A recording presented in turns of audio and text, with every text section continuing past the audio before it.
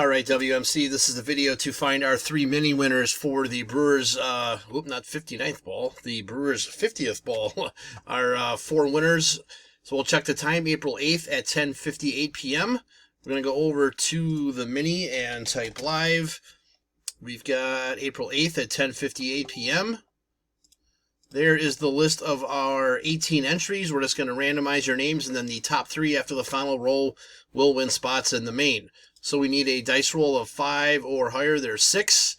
All right, 6 times. Here we go. Good luck. 1, 2, 3, 4, 5. Last and final. Looking for the top 3. Here we go. Good luck. It is Matt, Scott, and Lucas. So Matt, you'll get first pick. Scott, you'll get second. And Lucas, you will get the remainders. There is our verification code. Our timestamp, once again, April 8th, 10:59 p.m. That's it, guys. Thanks.